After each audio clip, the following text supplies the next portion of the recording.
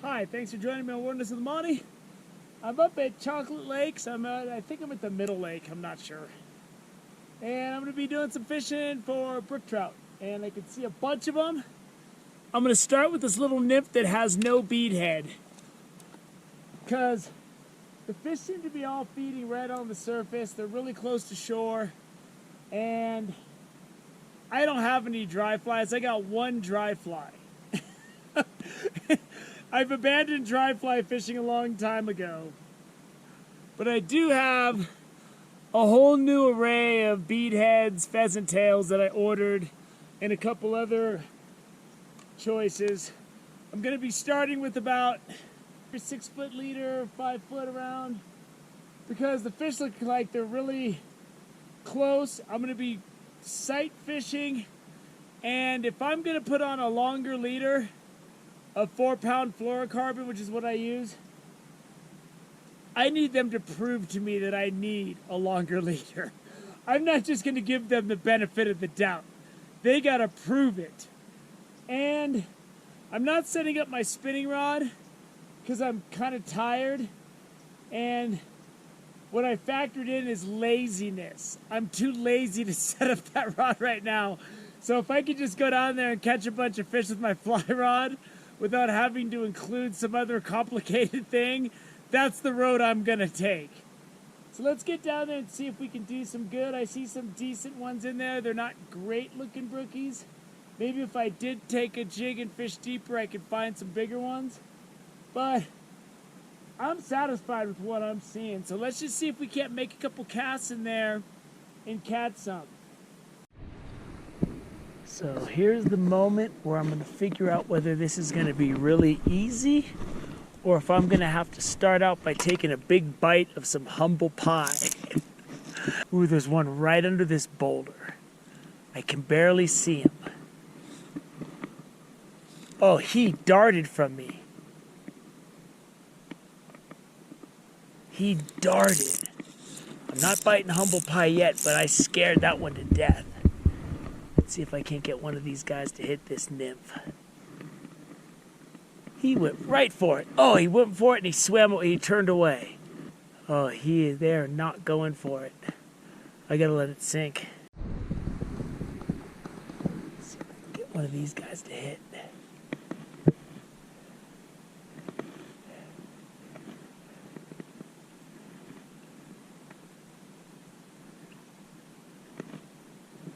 There we go. There we go.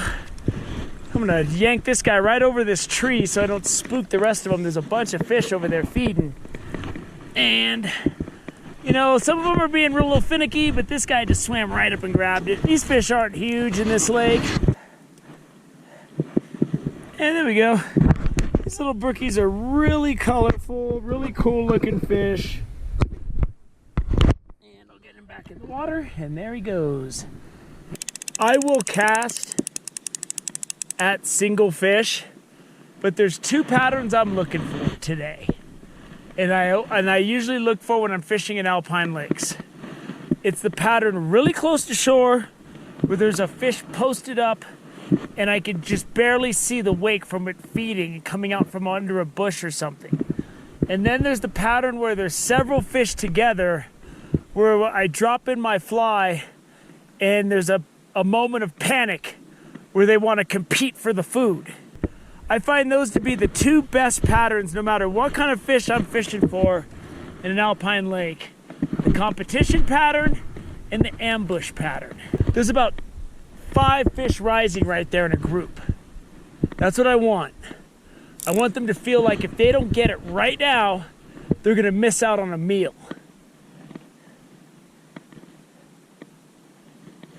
Oh yeah, oh yeah.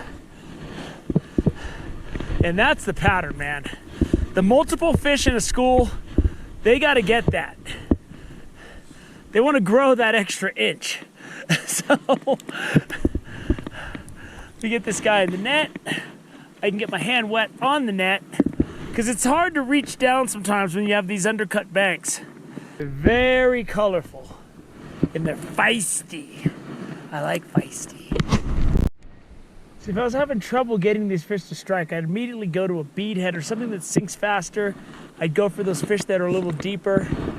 But because I'm able to get these fish so easily, I mean, why am I going to do something more?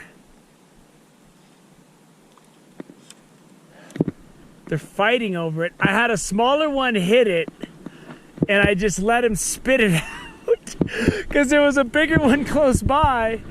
And ooh, yeah. Oh, how am I missing these strikes? Sorry, I have to take a class on how to set a hook. Let's go a little distance here. A little distance. There we go. Okay, I gotta get him over the stick. He's in the sticks. Oh, I got him over the stick. Good thing about small fish like this, when I hooked that big golden in that creek behind Odell Lake in that clip the other week, that fish swam into the bushes. There was no chance. Little brookies like these, you can just yank them right over stuff. Get my hand wet.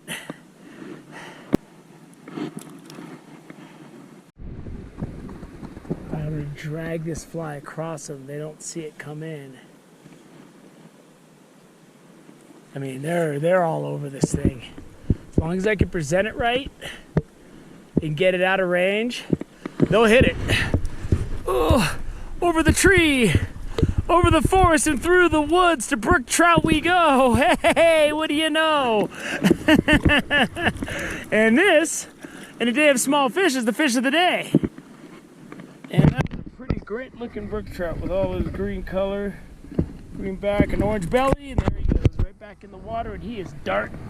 He is darting for the depths. The trick with this smaller leader is to go a little bit more distance so it can stretch out. And that'll keep it from bunching up on you and dropping too close to the floating line, which will certainly scare the fish. I think I'm gonna move on. I see a nice grassy bank over there that looks like something right out of Snow White.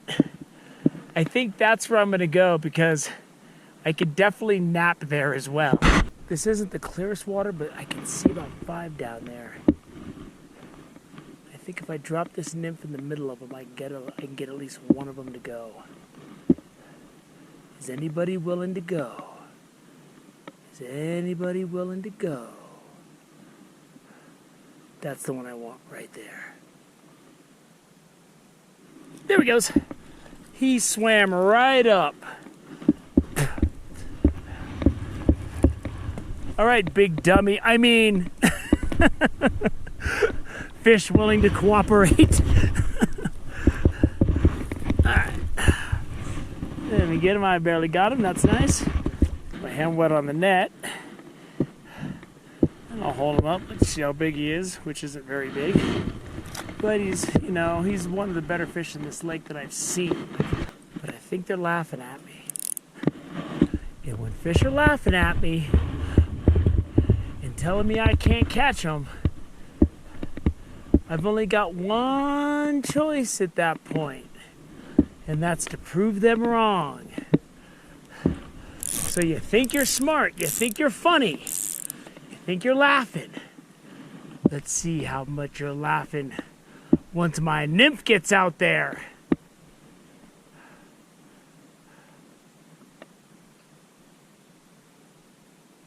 Oh, you sucker. Like 3 of them turned away, and I'm just like, that's what you're supposed to do. Turn away. What I'm using looks like nothing that you're eating. All right, dude. If you're gonna get bigger, you gotta get smarter than that. When I can use bushes as cover like this, see if I get some bigger fish that are down there feeding like that guy. See, if they can't see and they don't know you're there, and they're sitting there feeding right on the bank like that, they got no chance against me. I'm sorry to say. I'm I'm going cocky, and I'm gonna say it. They got no chance when I got cover and I can just throw it from behind a bush. And they're feeding by the shore. This one's a little better. That's a good looking little brookie. Get him back in the water. There he goes. Oh, this grass is so nice for kneeling. It sucks when you're crawling around and you gotta kneel on like granite boulders. It just hurts, you know? So let's get this out here. Let's see if I can. So if they're being finicky and you just let it sink and then you give it a quick tug, like it's running away. A lot of times they'll run over and grab it just like that. Just like that. In lakes like this, if you've never fly fished before, I got a lot of brookie lakes on my backcountry fishing playlist, and then I have the hikes on my hiking and backpacking playlist to those lakes, and they're short hikes. You can come up and really practice your timing on hook setting and stuff. So, like for beginners and for kids, you know, you can give a kid a spinning rod and put some jigs on there or anything. They can come up and have a blast. Can catch brook trout like this all day and have a great time. All day. And beginning fly fishermen or people that are new to fishing can come out here and do that. And it's just a great time for them.